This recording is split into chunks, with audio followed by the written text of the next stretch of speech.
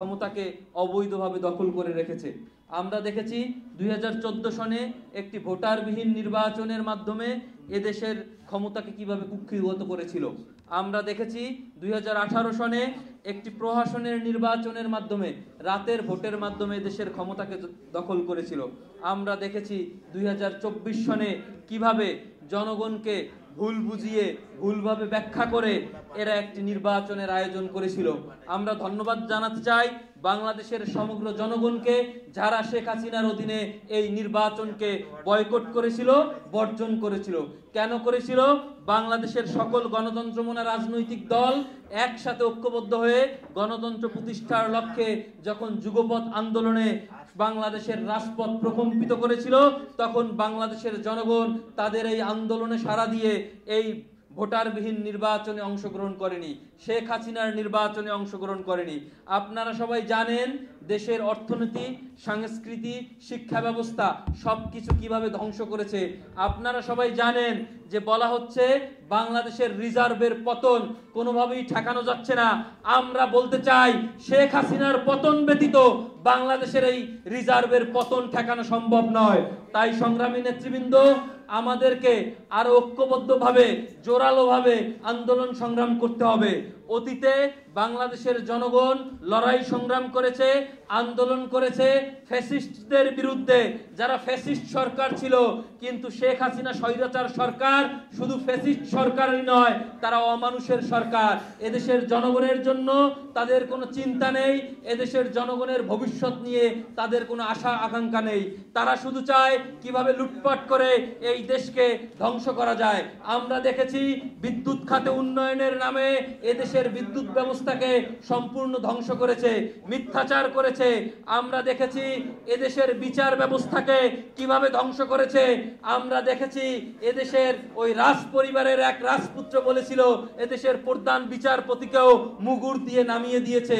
আমরা দেখছি এদেশের বিরুদ্ধে তারা কিভাবে প্রতিনিয়ত ষড়যন্ত্র করে যাচ্ছে। আমরা দেখেছি ইন্ডিয়ানদের সহযোগিতায়, মোদী সরকারের সহযোগিতায় এই সরকার কিভাবে অবৈধভাবে ক্ষমতা দখল করেছে।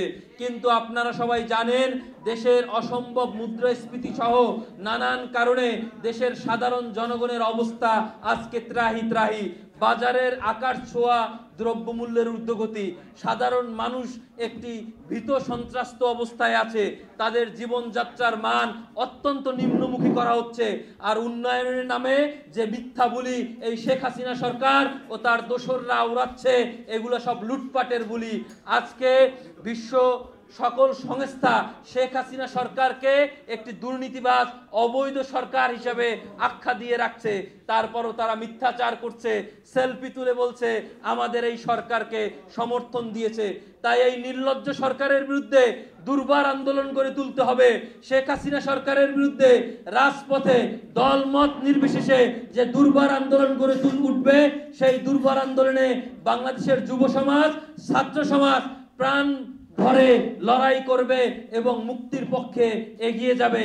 তাই সকলের একটি দাবি, একটি এই শেখ হাসিনা সরকারের বিরুদ্ধে দুর্বার আন্দোলন হোক। এবং সেই একই ভাষায়, কবির ভাষায় আমরা বলতে চাই, উদয়ের পথে শুনিকার বাণী, ভয় নাই ওরে ভয় নাই, নিঃশেষ প্রাণ যে করিবে দান, ক্ষয় নাই তার ক্ষয় নাই। সবাইকে অসংখ্য ধন্যবাদ। ধন্যবাদ মধু ভাই। আমাদের মাঝে উপস্থিত হয়েছেন ইতিমধ্যে উপস্থিত হয়েছে বিএনপির চেয়ারপারসনের উপদেষ্টা, ঢাকা মহানগর বিএনপির আহ্বায়ক, বীর মুক্তিযোদ্ধা আব্দুল সালাম। আমাদের মাঝে উপস্থিত হয়েছেন আজকের এই অনুষ্ঠানের সম্মানিত বিশেষ অতিথি, প্রখ্যাত সাংবাদিক, লেখক, আন্তর্জাতিক ফারাক্কা লং মার্চ কমিটির অন্যতম নেতা,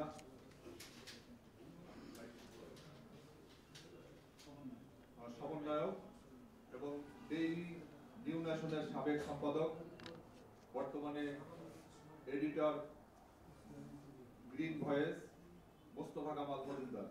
আমরা তাদেরকে স্বাগত জানাই। ধন্যবাদ সবাইকে। ধন্যবাদ। এবার আপনাদের সামনে বক্তব্য নিয়ে আসছেন রাসেল শিকদার লিটন ভাই, অর্থ সম্পাদক, বাংলাদেশ লেবার পার্টি।